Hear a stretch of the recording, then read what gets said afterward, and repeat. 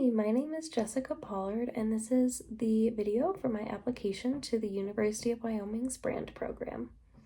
For the first question regarding an experience that exemplifies my ambition and enthusiasm for learning. So for me, that situation was that in the span of about 5 months at the end of 2023 and into early 2024, I ended and started 2 new jobs, so for a total of 3 jobs within about 5 months. So the first 2 that I was at are both medical clinics that unexpectedly closed within that time. And so the third one is the one I'm at now still, thankfully. But of course, this was a really stressful time. There was so much unknown for what the future was. I had no idea what the process of closing each one was going to look like, and the time frame on that, as well as then the time frame for finding another job, what I was going to be able to find, anything like that. And then, of course, being in a small town also really limited those possibilities and kind of increased the stress level of that. And so, fortunately, I was able to continue to find jobs within healthcare.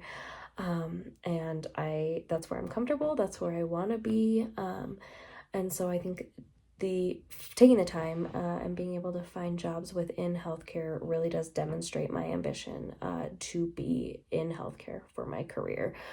And then I, of course, wanted to be the best I could be at each one. So even though that kind of in-between one was brief, and it was such a crazy time, I really put my all into learning them and being the best at them as possible.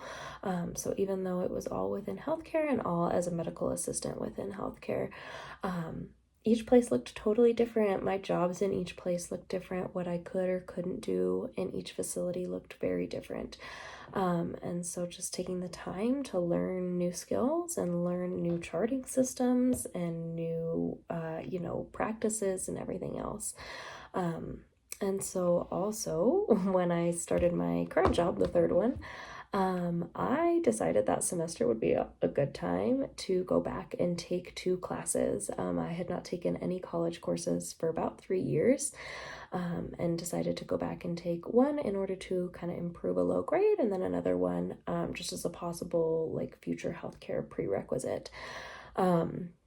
And so this, of course, added to the challenge, but even more to learn and to take in, and just trying to better myself as hopefully a future nurse and a future healthcare professional. For the second question about why nursing is for me. So I have known I've wanted to be in the field of healthcare since I was in early high school. And I've considered a lot of different careers within healthcare, everything from anesthesiology to physical therapy to everything in between. But I really found my passion working as a medical assistant and a phlebotomist for the last almost 5 years. What I like the most about this is the direct patient care and interaction, and then also being able to help people. And that is despite the challenges that can definitely come with both. So I really think that becoming a nurse will allow me to take the passion kind of to the next level and provide more thorough and comprehensive care for patients.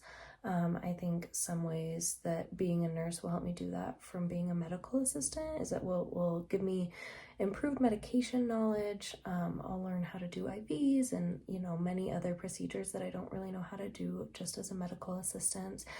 And then also being able to have just a deeper and more well-rounded knowledge of medicine in order to better triage patients, to kind of, give them more appropriate advice and maybe be a little bit better with my recommendations. There's 2 values that I think are really important for nursing that I also find very important in my personal life. So the first one is just treating everyone with care and respect regardless of their background. So that's huge in nursing. You see people of all different backgrounds and every different thing about people you could think of. And you have to be able to give them treatment and meet them on the level they're coming from. And a lot of times as a nurse, you're seeing people in some of the worst times of their life. And you still have to be able to treat them with empathy and, meet them where they're at, treat them with kindness and professionally. And I think that's super important in my personal life as well as being a nurse. The second one is just being honest. And so as a nurse, I think it's really important to be honest with patients. It's not, you deliver a lot of hard news and things that people don't want to hear. And you can be the bearer of bad news a lot of times. And so I think just being honest, while it might be harder for the patient to hear in the moment or for coworkers to hear, I think it develops both your integrity as a nurse, but also the integrity of the practice that you're working for. For the third question about working on a highly diverse team, so that is at my current job. I currently work as part of a really diverse team at a federally qualified health center, or an FQHC.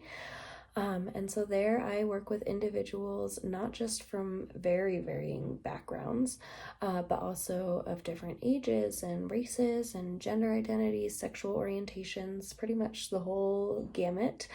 And so I think this diversity definitely enhances our team by allowing us to have a lot of different outlooks on how to solve a problem. But most importantly, I think it allows us to provide the most empathetic and thorough care to our patient population. So being an FQHC, we see both insured and uninsured patients. And so what this means is that we end up seeing a very large and wide variety of minority populations, as well as impoverished people and a lot of people with drug or crime histories. And so I think that the diversity within our team really allows all of these patients, despite their diversity, to feel welcome in our clinic, to feel like they're supported and like they're gonna get the best care, because they find somebody there that they can identify with, that they feel safe with. So I think that's the biggest advantage to the diversity in our team for sure, is just giving our patients the best experience possible. For the fourth question, regarding a disagreement with a boss, parent, teacher, or coach.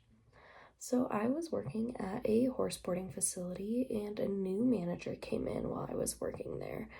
And they wanted to implement a new non-refundable security deposit to cover damages and repairs, which I think is fair, it's valid.